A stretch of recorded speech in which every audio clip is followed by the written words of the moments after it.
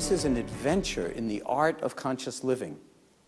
And it's advanced training, if you will, that we can give to ourselves and that we can share with each other in the art of conscious living. And so there's no one right way. It's not like, oh, now we'll copy the guru of the moment and whatever he or she thinks is the right way. No, it's our responsibility to find out what is the right way for us by experimenting, kind of like a scientist in the laboratory, and the laboratory is our own lives. Okay? And whatever arises in the laboratory, that becomes the subject matter. That becomes, in a way, the curriculum. Okay? Whatever arises. This is a hard curriculum to swallow, folks, because, you know, we could think, well, I'd be having a great meditation if only things were different. In fact, I'd be living a much better life if only things were different.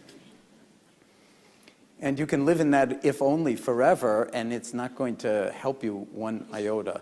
But when we can learn to put the welcome mat out for things as they are, which is very easily said and has got to be just about the hardest work in the world for us human beings, to actually operationalize and string moments of that together, then that's where the transformation lies. That's where the happiness lies. That's where the well-being lies. And so whatever the particulars are for you, that part of the curriculum, that's your work. Those are the muscles that you need to work with. You can't grow a muscle without a certain kind of resistance, right? People, how many of you go to the gym and work out? Anybody here do that? One person. Good for you. Okay, so that one person will know that you need a certain kind of resistance to actually grow the muscle. And it involves a certain amount of discipline, and it also involves a certain amount of ickiness, like it hurts to a certain degree. It's got a certain element of discomfort associated with growing. And yet we use these weights. So similarly, we can use anything that arises in our life, whatever the circumstances are in our lives, the circumstances of our lives, to actually grow these muscles of mindfulness and heartfulness so that we can actually move into what we have to work with and allow it to shape us in ways that actually deepen our wisdom and our compassion. My working definition of mindfulness is the awareness that arises through paying attention on purpose in the present moment, non-judgmentally.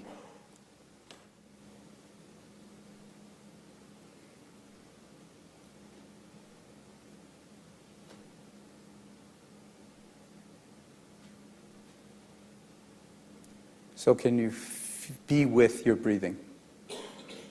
Can you feel your breathing? And rest in this awareness. In some sense, when we're resting in awareness in the present moment, there's no time anymore. It's simply now. Check your watch, you'll see. It's now again. So there's only this moment, this breath, this sitting here, this being human. And so seeing if you can expand the field of your awareness to include a sense of the body as a whole, sitting here breathing and hearing. Feeling maybe the feet on the floor and the pressure points on the backs of the legs and the buttocks, and the spine self-elevating out of your chair or feeling the back of the chair. And again, it's not about the objects of attention here. It's really about the attending itself and the awareness that arises from it. So I like to joke that sometimes, you know, when the administrators and health insurance people, because we have health insurance and, you know, it pays for MBSR, so they can walk by the window where a group of mindfulness-based stress reduction patients in the hospital are meditating, and the person might ask, what are they doing? Oh, that's the mindfulness-based stress reduction clinic. And they said, but they're not doing anything. Yeah, and it goes on for 45 minutes at a time sometimes, you know. And then the next question is, and we pay for that? And the answer is yes. And it turns out that what you're looking at, all these people who look like they're not doing anything, they're actually engaged in the hardest thing in the world for us human beings, and that is waking up, being present. Being present, stringing a few moments together of actual presence, without an agenda, without trying to get anywhere else. This is radical stuff. We're not trying to get anywhere. Some great state or feeling. There's no such thing as a mindful state, bliss and all sorts of other things flowing through you. No, we're simply being with our experience as it's unfolding moment by moment. It turns out that's where the healing lies, that's where the transformation lies, that's where the insight lies, that's where the self-compassion lies, and that's where the wisdom lies. Right here, right now. And we don't have to grab for any of it. It's already ours in some way. But what we have to do is, in some sense, get out of our own way. And boy, can we get in our own way. Just how much we drive ourselves crazy with our thought processes, our thinking, is like an enormous impediment to simply being. So I've come to see it over the years, just to say, not so much as a discipline, but as a radical act of love. And sanity, just to stop and sort of tune the instrument at the beginning of the day or whenever you manage to find, or you're not going to find, make the time to actually do such a weird thing as carve out time for being rather than doing. I mean, who's got any time for being? I mean, the to-do lists are endless, are they not? But to do that is actually a radical act of sanity and of love and of self-compassion. Take 30 seconds by the clock, or 5 seconds if that's all you have, but drop right in and notice the commentator. It'll be there whether you like it or not. But, it's like on the television, you can always turn the sound down and watch the game and actually see the game much more clearly without all the yakking that goes on sometimes. Well, it's the same with the, you can actually turn the sound down. And the way you do that is become transparent to your own thoughts. They come, they go. When you see them as weather patterns, it's no problem. And then this becomes actually an act of self-compassion, an act of love. And, all great orchestras, the London Philharmonic Orchestra, greatest musicians in the world, greatest instruments in the world, playing the greatest music in the world. When they get into the concert hall, what do they do first? They spend about an hour tuning to themselves and then to each other. That's what this is. This is a kind of tuning. Our instrument of learning, of growing, of healing and transformation. And the way we do it is not by trying to get someplace and experience a special state, but by recognizing that everything that is unfolding moment by moment, it don't get any more special than this. And it never will. If you think another 10 years of this is going to improve you, there's no improving on it. You're perfect already. When was the last time you thanked your liver for what it's doing right now?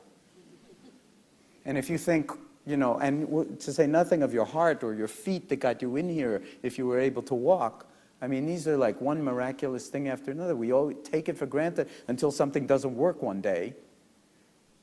And then we think of ourselves as a car and we need to go someplace to the mechanic and get it repaired. But what about taking care of it in the first place?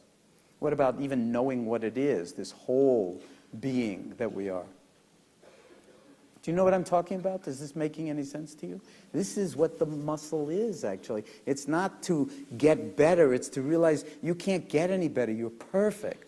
And then the little lawyer inside your head, the sort of judge advocate is going to say, yeah, he doesn't know who I am because I hear all these ways in which I'm not perfect, I'm a horrible person, I'm to this, I'm to that, and everything else. And I'm talking about perfection, that you're so perfect that you're perfect with your imperfections. Put that in your pipe and smoke it. And I'm not kidding. I mean, this is a radical notion that you actually are fine the way you are. And if there's pain associated with it, whether it's emotional or in the body or whatever, or you're dealing with some kind of disease or other, that's part of the curriculum of this moment. Yes, we can feel victimized. Yes, we can do everything sensible to try to, get help and be cured or whatever it is. But there are many, many things that we're going to have to learn to live with, as often physicians will tell us after we, go to them for help, because there are very real limits of medicine and psychiatry. But the book has not been written about what the limits are of our being human. What the science is showing us is that when we meditate, or run, or pay attention to our diet, or really honor our relationships and the intimacy, the potential for intimacy with others, of deep connection, of compassion, you know what? It's changing our brains. Not just the activity of our brains, it's changing the actual structure of our brains. So the brain and our nervous system actually responds to how we choose to live. Not only that, it turns out there's a whole new field in science called epigenetics. It used to be that the thinking was that whatever your genes were, that's pretty much your fate. Now it turns out that that's not so, that your genes are read, the DNA in your chromosomes is read or not read, depending on how we behave, what we choose to do. You know, in a way, what we're saying is that there's every reason now from the scientific side to actually begin to take ourselves a little bit more seriously, rather than to think, well, it's just up to fate. Do you know what I mean? If we, just speaking about our individual health and well-being, if we take charge in our lives and start to pay attention in different ways and start to navigate the ups and downs of our lives, because we can't avoid stress, we have to learn how to be in wiser relationship to it. And, you know, we don't need to go out hunting for stress. All we need to do is sit down. This will give you plenty of stress. Do you know what I'm saying? It's like a laboratory. It's a perfect laboratory. Get up in the morning, brush your teeth, do whatever you need to do, sit down with your own mind and head and heart and body. And then how long is it going to take before the first thought secretes itself about, say, work? Oh my God, and then you think about your calendar for the day, and you think about the meetings, and then you're in the shower. You know, I like to give people homework in MBSR. I say, you know, when you're in the shower, check and see if you're in the shower. And you know, if you're on your way to work and you're in the shower, probably you're in the shower with your morning meeting. You've probably got everybody else in the shower with you. But the one thing you're not feeling is the water on your skin, and that you're not at work, and that you're still here, and that you're still you, and you're okay. So I mean, it can happen even before that. The alarm goes off. Any of you wake up to an alarm? Anybody wake up to an alarm? Well, most of you. Okay, so the alarm goes off in the morning, and you are in anxiety mode before your feet hit the floor. Oh my God, I'm late.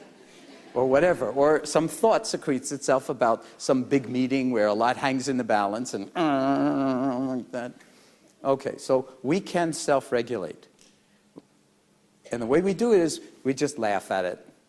We just see it like a weather pattern in the mind, and we don't have to take it personally.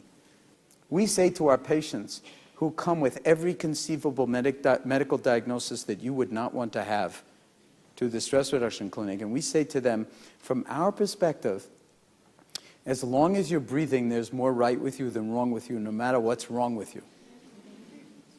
Well, they've never heard that before. Never.